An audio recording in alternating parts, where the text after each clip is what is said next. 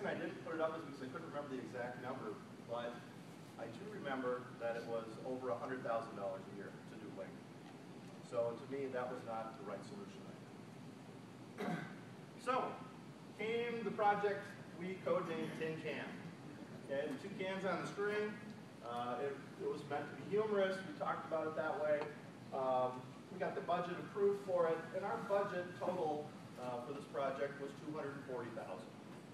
Okay, so if you take the lowest number, 650 from ShoreTel, and you switch over to 3CX with a $240,000, that's a $410,000 cost avoidance. That's a big deal.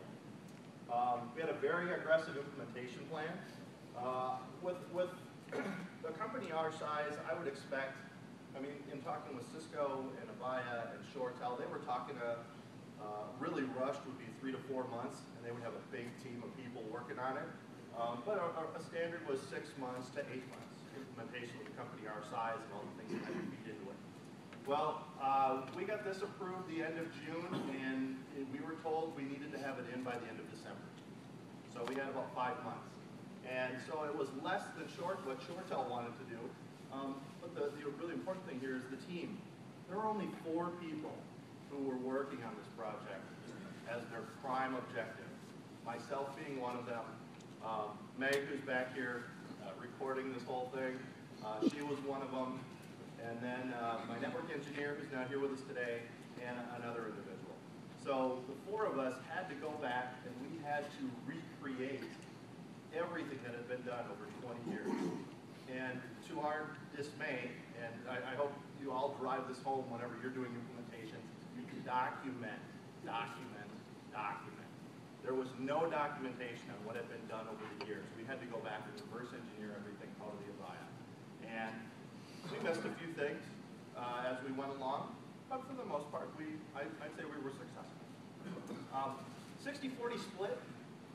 We determined, we being the team and working with management and looking at the cash that we had available, the $240,000, that we were going to split hard phone, soft phone deployment. So 40% of that 1,000 got hard phones. We only have 400 hard phones. The other 60%, or 600, soft phones. Okay? We have a combination of Mac and PC, laptop and desktop. So, you know, it's all through the company. Everybody's got my phone, and everybody has a soft phone. We did not deploy a Mac solution for the soft phone. There were a couple out there that we looked at, but we decided just to give them hard phones and make life easier. Those tended to be some of our more challenging individuals, and so the hard phone was the easier solution. Training was also going to be another big deal, and user adoption at the Star Tribune, as with other organizations, is always a challenge. So we decided that we were going to do one-on-one training, well, group training, face-to-face, 1-hour sessions. We did that for about 3 weeks straight, 2 sessions a day, sometimes 3 sessions a day to cycle everybody in the organization through. And we had to, because we have people that work odd hours, some of our reporters don't come in until like 3 or 4 in the afternoon. Some of these sessions were 6 at night. I actually did a couple of the sessions at our heritage facility at 9 at night. So it ran across the board. We also knew the deployment was going to be a challenge, just because of, number 1, how many people, and number 2, how many people we had actually to deploy, and how quickly it would have to be done. So our strategy for that was, we started with our remote locations first. We kind of used them. We did a proof of concept in IT amongst the IT group. We proved it out. We got everything the way we thought we wanted it, and then we started with our remote locations. So we brought them up first. The 12 in Woodbury came up first, and then Burnsville, and then the state capitol. Followed by the Portland building of 650, and then the remaining at Heritage.